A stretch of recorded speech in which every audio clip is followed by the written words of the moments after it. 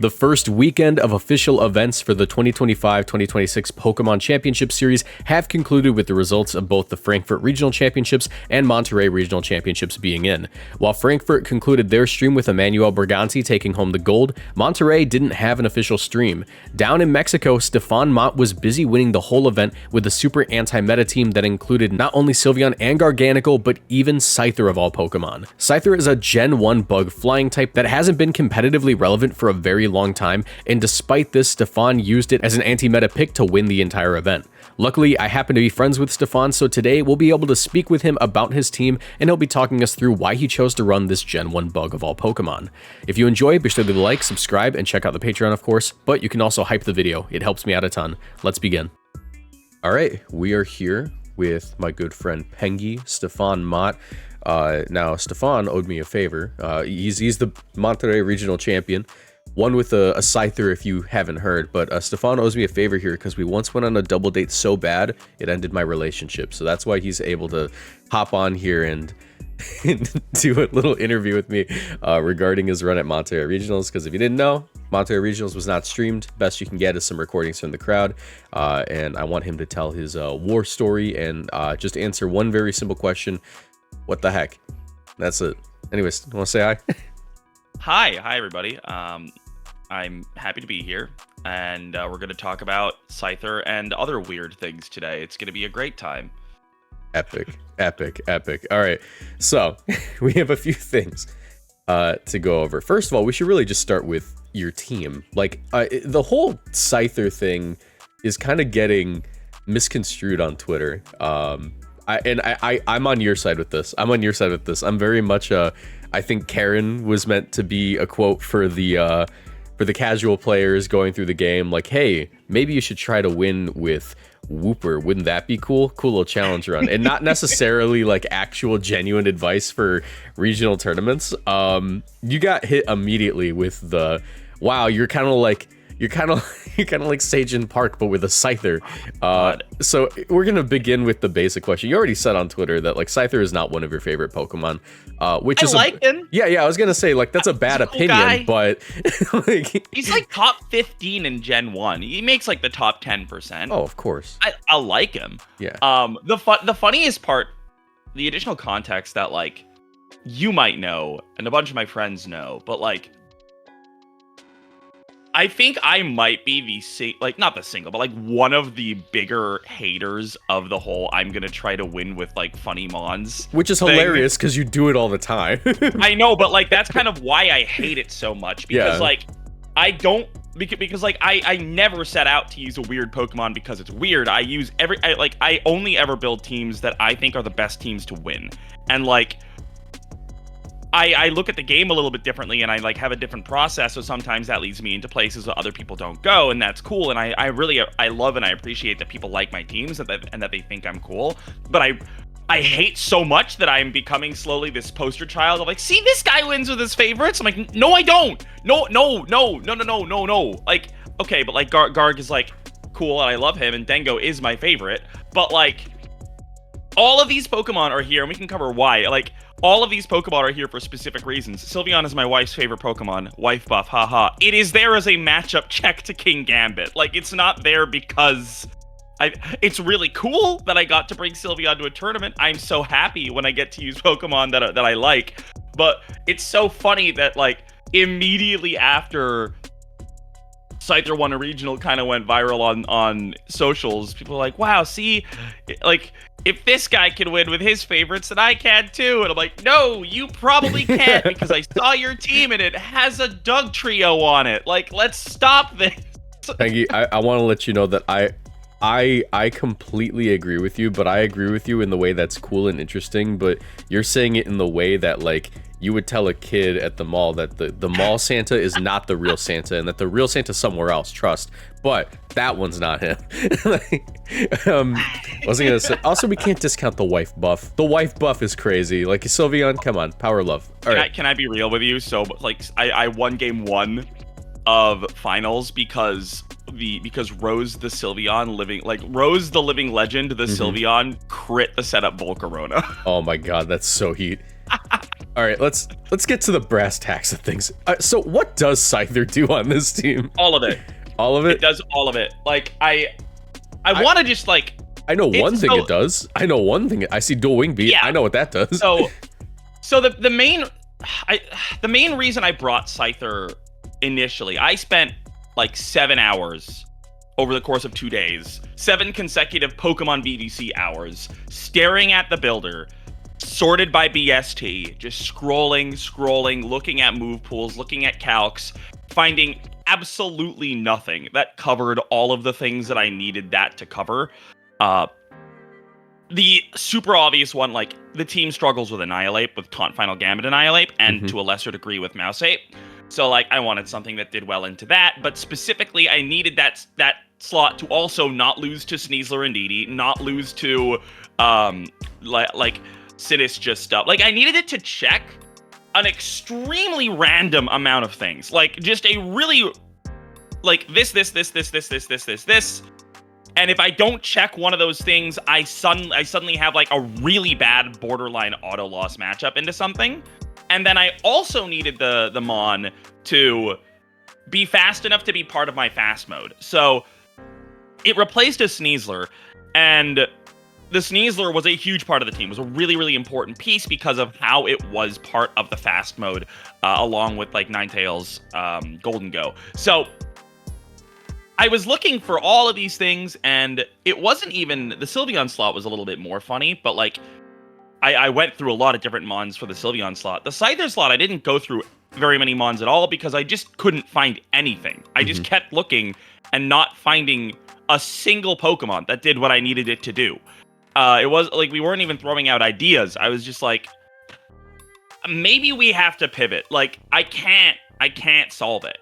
Yeah. And then I started looking at calcs for Scyther, defensive calcs as well, and I'm just like, there's a tweet that my friend Keon put out where it is the screenshot of me realizing that Scyther is the answer to all my problems. That. Yeah. And, like, that was my legit reaction. And then in the building group that I was discussing it with, it was really funny because it was in the middle of the workday, so over the course of the day, people would log on to Twitter or to Discord for the first time, open the channel, and just see us discussing Scyther calcs. Just be like, what are we doing in here? Like, they're just sitting there and they're like, they are not winning that regional. Yeah. So, but, like, the thing that is really important about, like, to keep in mind about Scyther, right, is for the, like, it's 105 base speed, which is an extremely important speed stat. Yeah, faster than Charizard speed tying Electabuzz, right? It also, as an Adamant Scyther, outspeeds Annihilate, because the base 90s hit 156, and Adamant 252 hits 157. So you can either run it as a Jolly Scyther, outspeeding things like Charizard, outspeeding sort of that tier, or you can just lean more into, all right, I'm going to outspeed Annihilate and just kill Annihilate. And Dual Wing Beat, boosted by Technician, is basically Brave Bird. It's a Brave Bird that kills you through Sash. It's really, really, really good when it hits. It's a 90% accurate move. About half of my game losses were because I missed Dual Wing Beat on the winning turn. And despite that, Scyther was still the second best Pokemon in the tournament. Like, it is so good. And then defensively, Bug Flying is, like, it's not the worst type right now. Like, when you think about the actual Pokemon that are around, right? It is 4 times weak to Rock. What Rock types are in the format? Like the Stray Hisuian Arcanine and the Stray T-Tar, and that's it. And they're both outsped by Scyther. You can U-turn out, you can close combat them, you can do a whole bunch of stuff to mess with those teams. So, you don't really care about that. You're weak to Ice. The only Ice attacker is Alolan Ninetales with base 81 special attack. They're all running Sash. It's not really all... they're not all running Sash, but a lot of them are running Sash now. It's really not that scary. Specs Ninetales is completely dead. Like, you'll run into Never Melt Ice, and I think Joan Garcia or somebody used Life Orb at Frankfurt, but I'd never played against it. Yeah, and you're Eviolite, so... And you're Eviolite, exactly. Yeah. So, like, you're not taking... My main... But, like, your defensive typing, like, it synergizes ultra well with the team as well.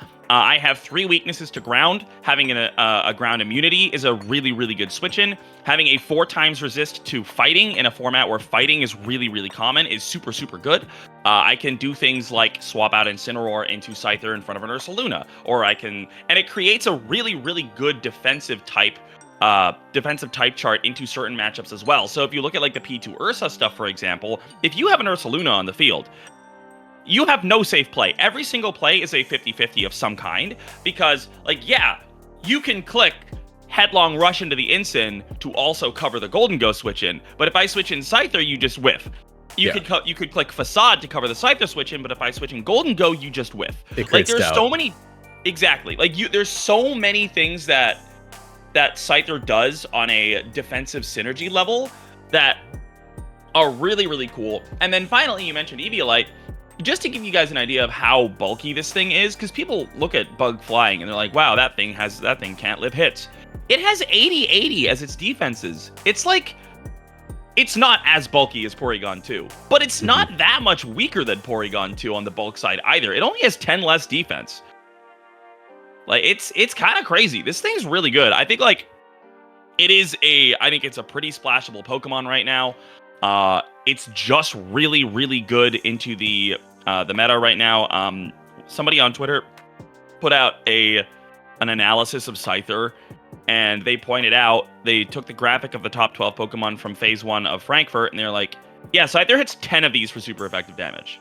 It's like, yeah, it's really well positioned right now. Yeah. I do have a specific question about Scyther. So Scyther is... I mean, obviously, it has like a phenomenal speed tier. You know, you're outspeeding Charizard, you're speed tying Electabuzz, you're outspeeding Annihilate, and it has really solid bulk.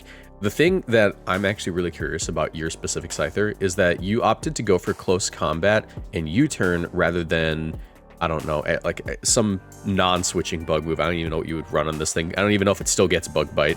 Rather than like Bug Bite and a Ascendant move like Swords Dance, right? Because Scyther only has 110 attack. That can be seen as a little mediocre in modern formats, considering how bulky things are in this metagame.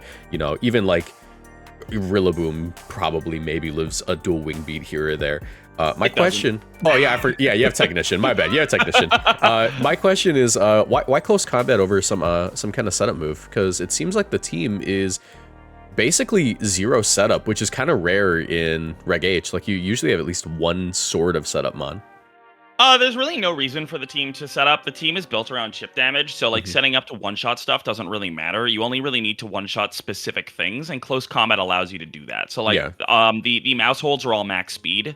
Whenever I say are all, like, it, I mean like above 90% of them, right? So like, the mouse holds are all max speed, which means that they will all die to close combat. T-Tar obviously will die to close combat. A lot of the things that are weak to fighting are also not very bulky. So even though I'm not getting that Technician or even a stab boost on the Scyther, like Excadrill is going to die to close combat because it has a 60 defense stat. Yeah. Right? So basically just Incineror lives it. Yeah, and like well, I mean, like, Arch takes a comical amount of damage from it, but it still also gives me a 100% accurate move that's not U-turn if I want to pick off something like I used it into in 2 out of my 5 games against Brandon. I used it to just make sure that I KO'd his like 30% Terra Electric Arch, where I'm like, okay, cool, like I'll just go in and make sure I actually hit this mon. And the biggest thing as well is that I just want to be able to hit steel types. Terra Steel is a pretty common Terra type in this format, and being able to just turn into steel and not be at risk from the Scyther is like a little bit annoying. So that's kind of nice. I think it's the best move for it here. Scyther has a really interesting kit of a lot of other options that do nothing for my team, but are really interesting for other teams. It gets Tailwind off of a really good speed stat. It gets Feint, which is really, really cool. There are definitely ways that you can run it that are like pretty solid for other teams. Skitter Smack is also a really interesting idea. Struggle Bug is even like there are a lot of things that Scyther can do. Most of those things you probably don't want to be doing with a Scyther. Like if you want to run Feint, put it on a mouse hold. Like there's other things that get that move, but like it does get a lot of options. So if you are in a position where you really want something that checks those Annihilates, and you want like Feint, obviously you can't check the Annihilates with Mouse Hold, so you could maybe try running like Dual Wing Beat, Technician, Feint, Scyther. Like there's a lot of different ways that you could build this Pokemon to fit into whichever team it wants to fit into. But I think it's a legitimately extremely strong Pokemon. It has a base stat total of over 500 and Eviolite, which is just ridiculous. Yeah. And then paired with Technician, paired with Dual Wing Beat in a format where grass and fighting types are super, super common, paired with its defensive typing when there are not really that many rock type Pokemon. All of those things together make Scyther a really, really good Pokemon. It's super, super legit. It's not just for this team. And I see a lot of good players immediately discounting it, and I think that they're going to have a bad time against people who actually do bring it, because I'm seeing a lot of people immediately removing the Scyther from this team, not really understanding that, A, the Scyther is super important for this team, but it's also just really, really good right now. And obviously, if the meta shifts in such a way that Annihilate becomes a lot less popular, the niche goes down a little bit. But there's so many things that this thing can do. The stats are so good. 110 is not even that low in attack stat in this format. Annihilate's 115. It's good. But Annihilate's still Annihilate. Like, we have to acknowledge that. Yeah, like, it does get Rage Fist, right? But like close combat off Annihilate's attack stat is really comparable to Dual Wing Beat off Scyther's. Yeah. I do find it kind of ironic that close combat is, like, sort of Scyther's best move, despite Dual Wing Beat being stab. And it's kind of funny, just because, like, what are you mostly close combating? Mouse holds, you're mostly close combating.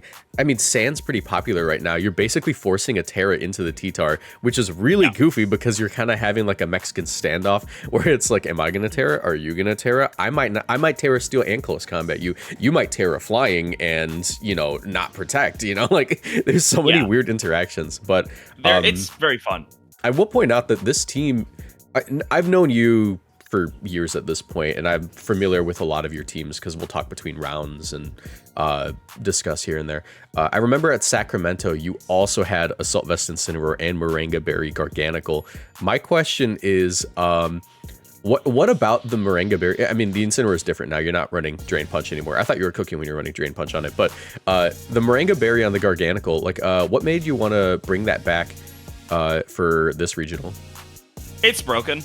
The team plays so differently from any normal team of Pokemon that, like, people don't really get it. It's very unintuitive, and a lot of players, especially when you have a regional coming up and, like, you see that deadline kind of bearing down on you, even if people look at a team and they're like, this looks cool, but I'm not really familiar with how it plays, and I have 9 days till the regional, so I'm going to pick something else. That's kind of been the prevailing thought process every time I send this team to someone. Like, I have talked about this team to so many people, and like at this point, I've offered this or the earlier version of the team, specifically the earlier version, because I didn't go to Toronto. I offered it to like 10 people for Toronto. Like, MDB reached out to me after LAIC asking about it, and I was like, yeah, no, I think it's really, really good right now, because like I had a really close set against MDB at LAIC, but he didn't end up using it, and like I offered it to like a few other people for Toronto. Nobody ended up using it, and when the format came back, a lot of people asked about it. Gave a bunch of people. There's a whole video report on Audie's channel, so I directed people there, and everyone dropped it. Like, yeah, people aren't willing to invest the time into learning how this team plays, which is good for me. Yeah, but you can keep running it. The team is broken. It's so unbelievably broken. It, like, I had people asking me like, your matchup spread, like, how do you win against this? How do you win against, like, this seems bad, this seems bad, this seems bad, this seems bad. I'm like, no, those are all pretty favorable matchups. Like, I didn't play a lot of ladder in the run up to this tournament, but I went 28-3 on one account, and then I went 10-0 on another account. So I went 38-3 in ladder games, or in ladder sets. With this team, it has an extremely good all-around matchup spread. There's like one bad matchup that we'll talk about that, like, I didn't manage to solve in time. But to answer your actual question, this is a 100 base HP, 130 defense, 90 SPDF Mon that, like, essentially has an assault vest and recover. And all, like, you need is for them to hit you, and that isn't even really the case anymore because you have a U-turn Mon. Well, the other thing too, right, is that, like, the people look at this team, or they look at the existence of a Garganacl, and so many people are like, oh my god, I can't believe Stall won a regional. This is not a Stall team. at all. I completely understand what you mean, actually, because when I look at this team, it reminds me of how I used to play, and I'm a much worse player than you, but I want to have a little anecdote. I used to play specifically Wo-Chen, Garganacl, Glamora at like every single event, and people would ask me, why are you playing stall? But the issue was I wasn't playing stall. I was playing like chip everything until it's in range of what was my mon? I think I was running Scarf Golden Go back then, but it was it was Fluttermane. It was Fluttermane because it was a different format. I was running Fluttermane, and basically it was just chip everything in range of like Fluttermane and click Specs, Dazzling Gleam. Like it never worked out for me because one, I'm not you, and two, it was a much higher power level format. This feels like a very specifically like Reg H. It feels like it works better in Reg H because the power level's so much lower. Yeah, Garg is a Pokemon that falls off incredibly hard as soon as it can actually get killed. People were throwing it around in some other formats, and it's just bad. It's really bad if it can get killed. The point is, if you at any point have to commit like 4 or 5 attacks into the Garganacl slot to remove it from play, I have a Sylveon or a Golden Go or a Ninetales just blasting you from the other side, and you're taking, like, it's just, it forces trades that are always going to be negative. So, for the opponent. So, it's just so, and it's extremely punishing. It creates situations where opponents who don't properly understand the matchup because they've never played against Garganacl with Maranga Berry and whatever the hell the rest of this is, they don't understand the commitment that it's going to take to remove the Garganacl. So they'll do something like I mean, to use Brandon Davis as an example, right? Like my first match against Brandon Davis, he leads in DD Armor Rouge. He clicks Helping Hand Expanding Force turn 1. I take like 70%, get Maranga Berry, and click Recover. I'm like, okay, cool. And now if you do it again, I take less, and Recover out heals your Helping Hand Expanding Force. And my partner is just doing it for free because it's an Incineror. Yeah. Like, have fun. And people just, a lot of the time, they'll attack into the Garg, and they'll lose so much momentum because they just don't realize how much they have to commit to it, that like, now your board state's way worse and mine is the exact same. So the it's really, really funny. The Maranga Berry is I think it is what makes the Garganacl broken. I talked about this a lot on the team report that I did in November. But the funny thing is, when we initially conceptualized the team, well, I mean, initially conceptualized is wrong because Garg was a very late addition because it was originally a Dozo Sneasler team, which is funny because neither of those Pokemon are on this team now. Yeah. But so when we were working on Garg, initially we put a couple of things on, but I had been talking with Tekka before they even announced Reg A. And we were looking at options before we knew what the rule set was going to be. And we were like, Maranga Berry Garganacl is so good. And then Maranga Berry wasn't in the game. So I just kind of forgore. And then I remember when we were looking around on Garg stuff, I was just like, I wonder if they added Maranga Berry in one of the DLCs. And there it was. So it is an Ogre Oustin reward. Oh my god. You know, here we are. Maranga's back, baby. But it's so good. It's such an incredibly broken Pokemon. People still don't understand all the mechanics about Garganacl. Like, I talked about this last time. People don't know how Stealth Rocks works in doubles. It's really funny. That's so funny. Even in this one, like, in this tournament, I had an opponent in the last round of Day 2 Swiss who tried to position an endgame where I think they had a golden... I think it was their Golden Go. They had a very important piece on board, and they were positioning to send in their Incin for a second Intimidate to keep the Golden Go alive to allow them to KO me with +4 Make It Rain or something. And they just didn't know that if the Incin dies to rocks, they just don't get the second Intimidate. So they bring in the Incin, it dies, no Intimidate, Dengo dies, GG. Oh my god, that's actually so cool. And like nice game plan. And this is like an Incin format. Like Incin's pivoting around everywhere. What was its usage? It was like second in usage, third in usage for this tournament. Probably something like that. It looks like it's third overall in the format right now. But yeah, no, and it's also a multi-scale Dragonite format. It's also a Sash Sneasler format. Like I'm just looking at all these Pokemon that you have to deal with that just don't want to deal with rocks. In fact, let's kill. Like, so the other thing too is that this team works really well because so many teams I have Mons that will 1vx a ton of teams if I just remove the threat, right? Like, Rilla Sneasler cannot break Terra Flying Garg. If I can remove the other Mons on that team and just have a Garganacl, I win the game. There's nothing they can do. Crit Dire Claw does barely less than recover.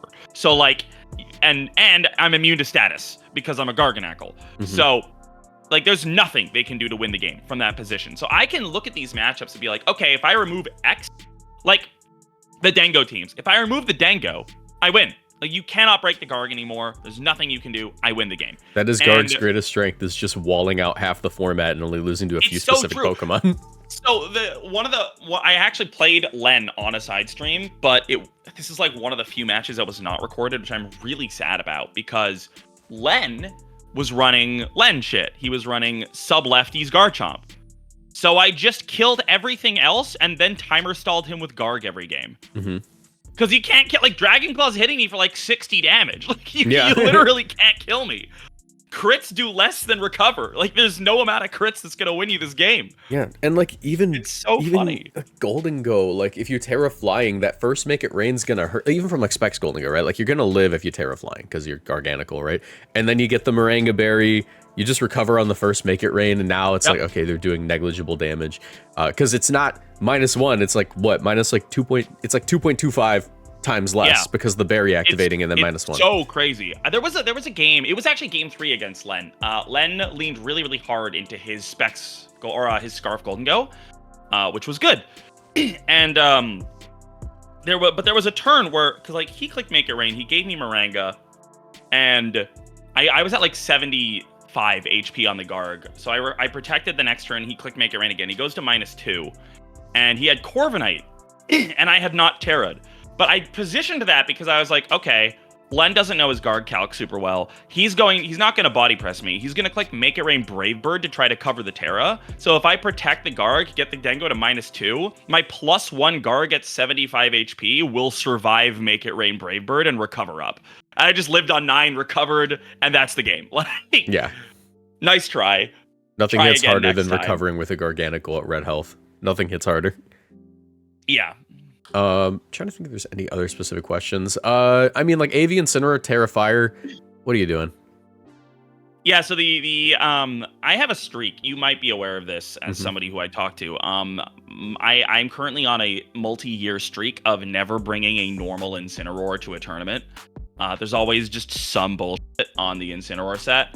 I won my first regional with Burning Jealousy 20 special attack EV to break Zacian subs. Like you said, the original team had Drain Punch on the Incin. I almost broke that streak. It was very sad. I was running Terra Grass on the Incin, and I put U-turn on, and I was like, goodbye my streak. We're running a normal Incin, baby. And then Carrie and Olivia like 10-0'd me with Volcarona. I'm like, oh wow, my Volk matchup with Overcloak is really bad. What if I just ran Terra Fire Incin to cover that? Does that one shot?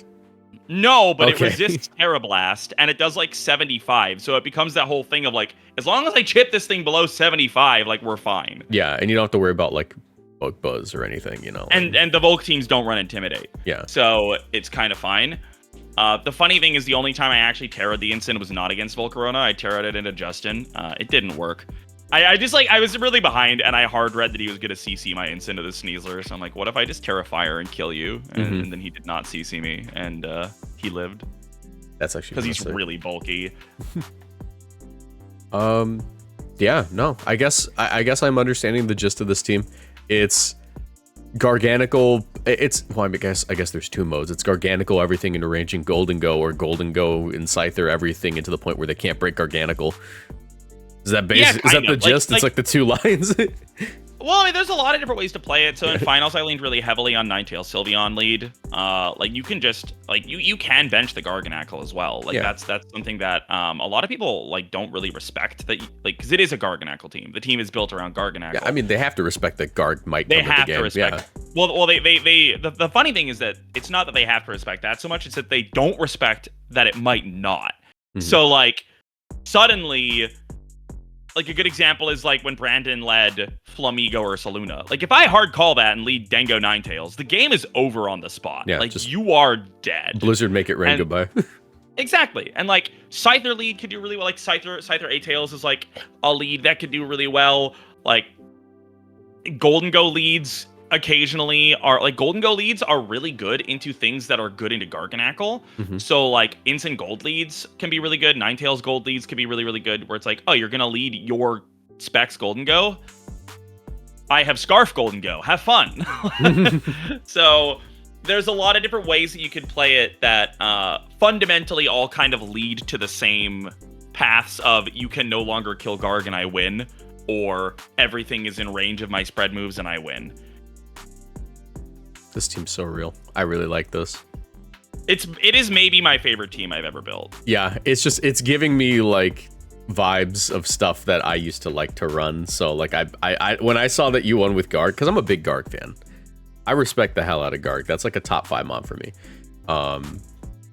No, I have to try it now. I have to go on ladder and goof around with this and see how long it takes for me to become like hopelessly addicted to running Salt Cure again. Garg pilled. Yeah.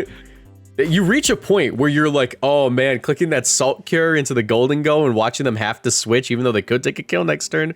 You know. So the funniest thing is there are so many mechanics on Garganacl, right? Yep. Stealth Rock, Purifying Salt, Salt Cure, all of these different Maranga Berry. Like, apparently Justin didn't realize until after our first set, or during our first set, that steel types take double Salt Cure damage. He thought it was only water. How do you not know that? Like, it's so funny. Because, like I remember that explained so much when I heard about it, because I clicked Salt Cure into his Golden Go lead in game 1, and then it just took 25, and he just goes, huh? Yeah, knowledge like, yeah, checking dude, you people. lose now. Knowledge checking people with Pokemon mechanics is always insane. What was I gonna say? The Garg is terrifying, obviously, right? Yeah. How do you feel about like bringing Garg to Mouse Ape? I mean, like that's Scyther's job, but like, have you ever had to like do the thing? No. Garg walls Ape. Yeah. I was asking if you ever like had to do the thing where you're like, Garg leads into Mouse Ape. Yeah. Garg leads into Mouse Ape. Sometimes it doesn't have to, but like because you hard wall. It can.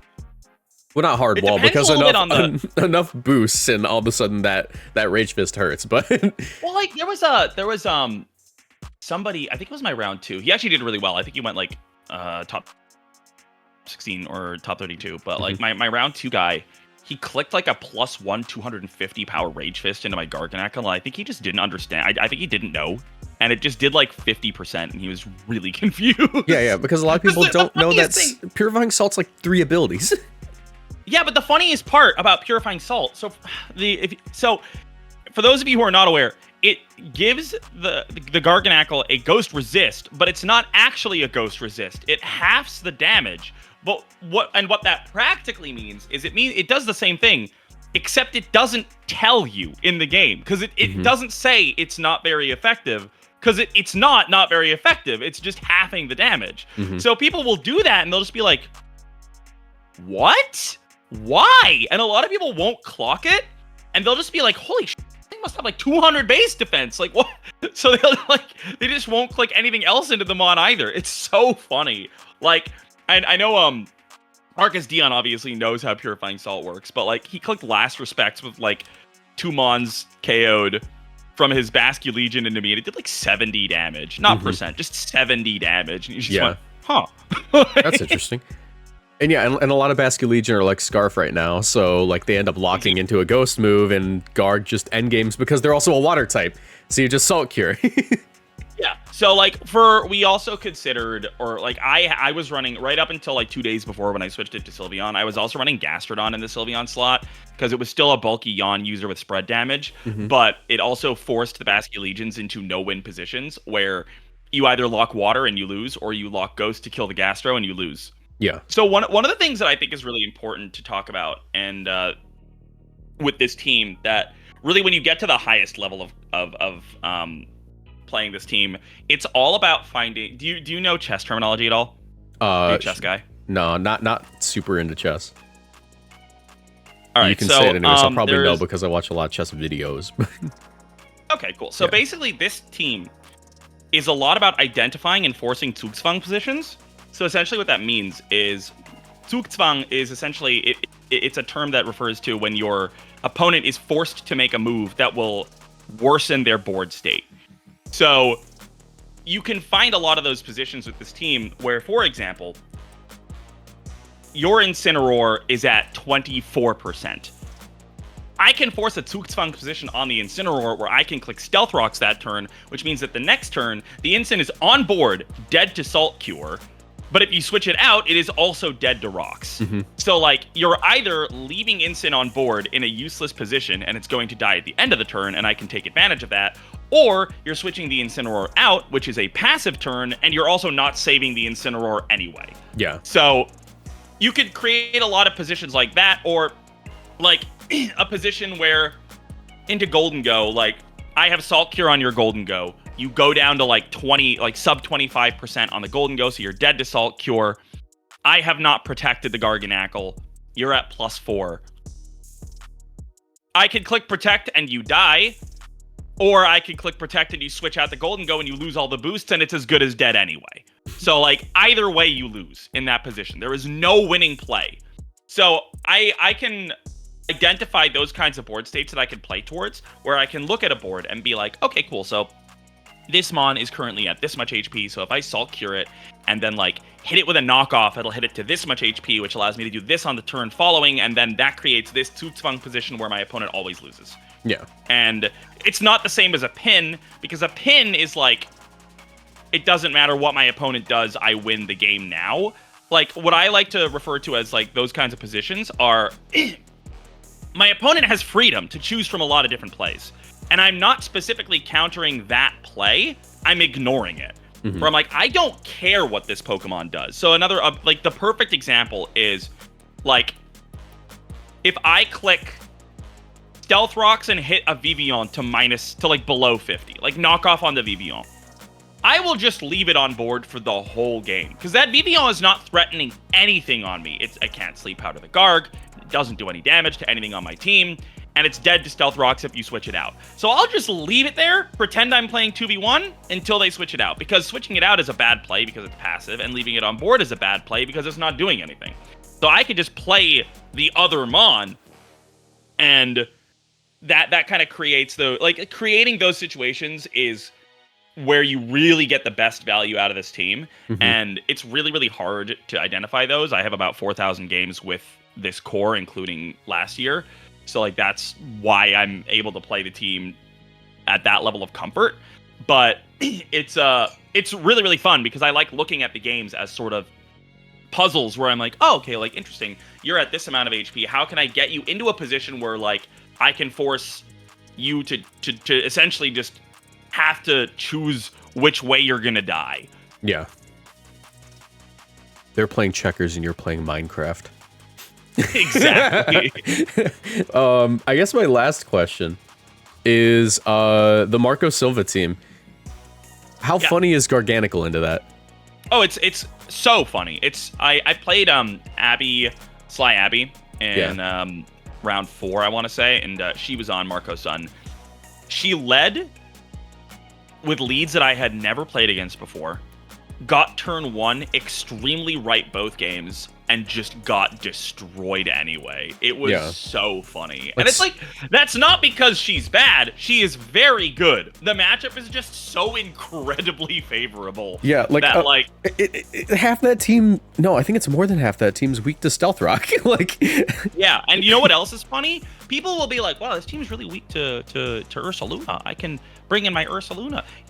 Have fun taking 18% from Salt Cure plus burn every turn. It's really not that hard to stall that out. Yeah, like you protect once on the Ursaluna, what, 18? It's 36%. They're a third of the way gone. Like, yeah, it's really like, I mean, Ursaluna can still beat me down if I'm not playing well against it. But like even the Mons that look good into this are bad for reasons. Like Dango, obviously, you look at this, you're like, wow, my Dango goes really hard. Yeah, you have 4 turns. Have fun. Like, make it count, buddy. Yeah.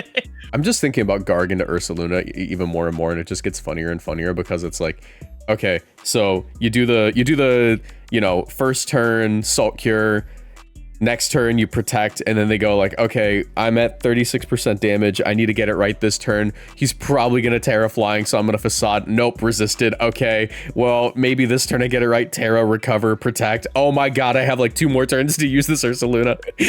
Yeah, no, it's really, really funny. Like, it's super funny. The way that...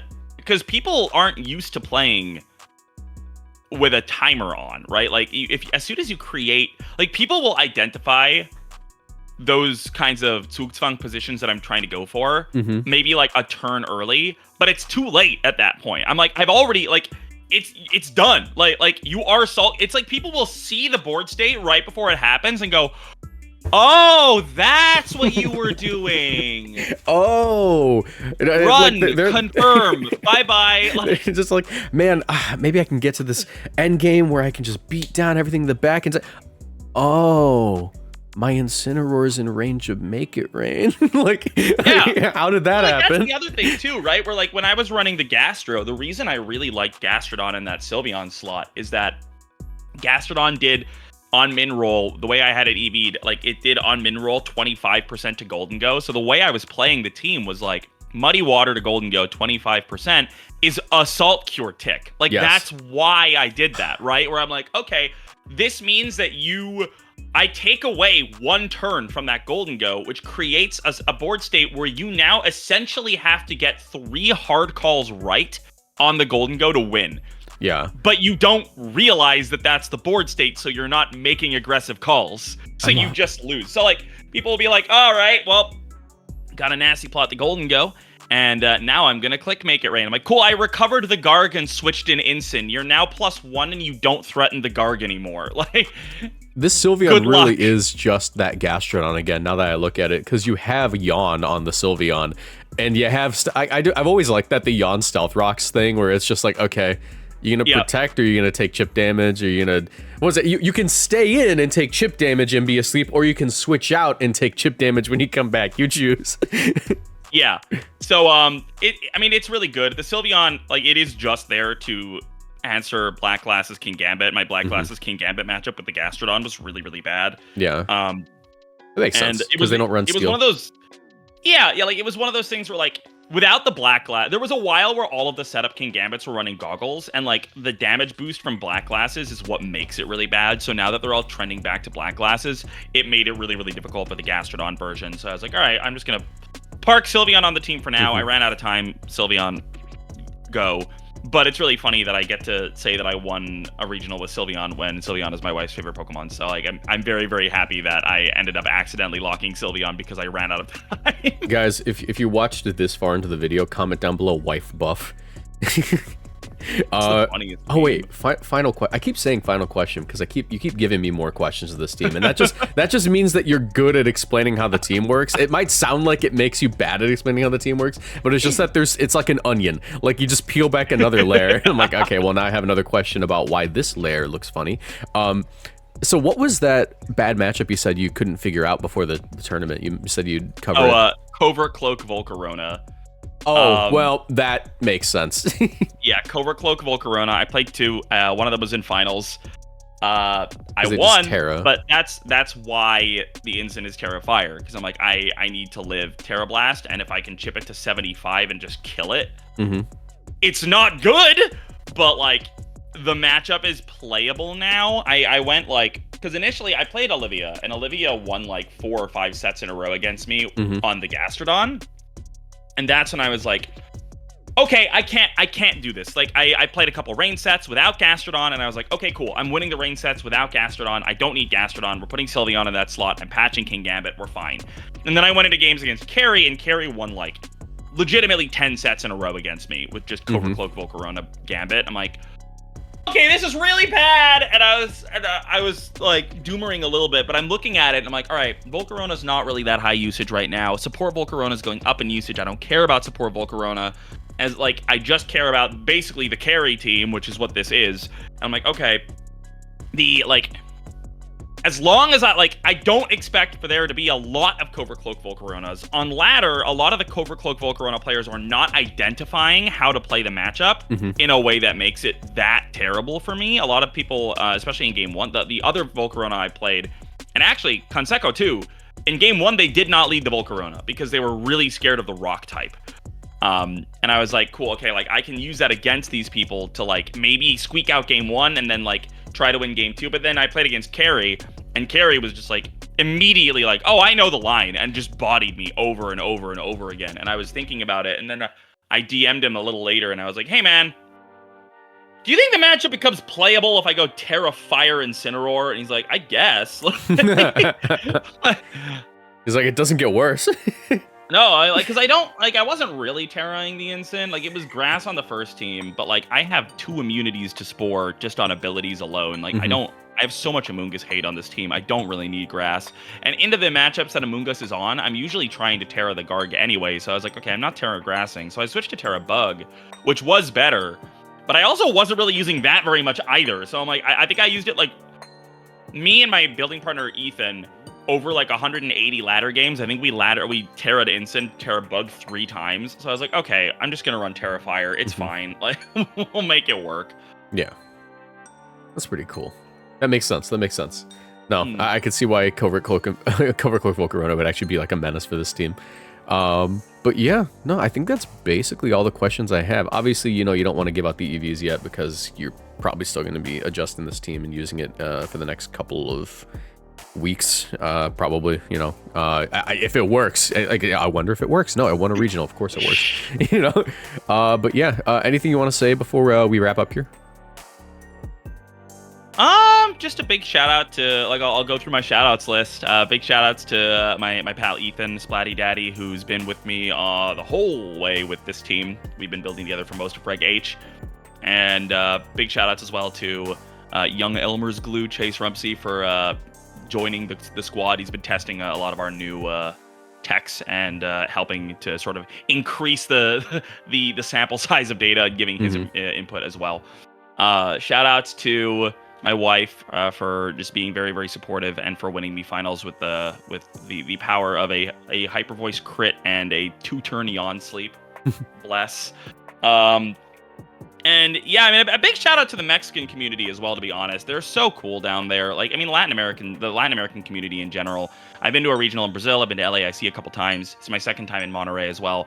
They're all so welcoming down there. Everybody is just like so happy to be hanging out and playing Mons, and like it's a smaller, like the regionals are smaller. There's less people playing at those regionals, so you really have a much more tight-knit kind of feel. Everybody is super chill. Finals was, I really hope that somewhere someone has a recording of finals with audio, because the 2 that have been uploaded do not have audio, and it was like there were a couple hundred people watching the side TVs, and that crowd was going crazy for my opponent. It was so much fun, like constant chants, like huge cheers whenever like there was a KO. It was a really fun experience, and I really hope that somebody does have a recording with audio to kind of show that, because like there's a lot of passion in the Latin American community, and I think the Latin American community gets a little bit ignored is the wrong word, but like there's not enough attention on the Latin American community. Somewhat. Yeah, they get written off somewhat, and the community down there is so cool. And like, if you look at the teams that did well at this tournament, I want like the preface is this is not a Mickey Mouse tournament. Like, the Mexican regionals last year were a lot weaker than this one. We had 45 invaders from North America come down, including a lot of really, really, really good players. And then obviously Mexico has their own really good players. And then we had other LATAM staples like Renzo coming up, the Commander coming up. Like, this was a very, very, very strong tournament. And despite that, look at the teams in top 16. There's a pledge team in top 16.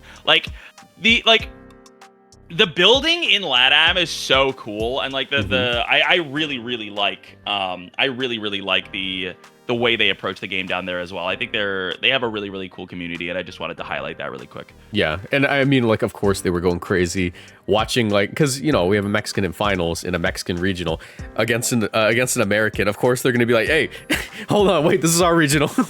Like, you always want your country to do well. Like, I remember at NAIC when Pat Con, he was playing against who's it, Aurelian, right? Yeah. He was playing against Aurelian, and people were like, no, we need to take it home. North America, we need to take it home. Like, you don't really care like 99% of the time when you're playing VGC, but like when it's your home region, finals. when it's finals, when there's an invite on the line, like I stole an invite from LATAM. Yeah. But I think the other thing that's really cool is like they had that passion in the finals and they were getting so invested in the finals, but then after the finals was over, they were like, nobody was like, oh my god, I can't believe they stole an invite from us. Like, nothing but good sports. Like they were so awesome. Like everyone was like so kind. People were commenting on how much they loved the team, how much they loved watching the finals, how much they really enjoyed the games, and like everyone was like, I think the other Americans or like North Americans had a similar experience as well, where people are coming up being like, oh, are you guys gonna come back? Like it was so cool having you guys here, and like they're just so welcoming in the Latin American community, and it's just it's always really humbling and really. It's just a lovely experience to go down there and just hang out and play with people that you don't usually get to play with. But yeah. Anyways, I want to thank you for hopping on here, Stefan. Appreciate you. You no longer owe me that favor. We're good now. We're even. We're square. But we'll call it there. Thank you all for watching, and I'll see you in the next one. Goodbye.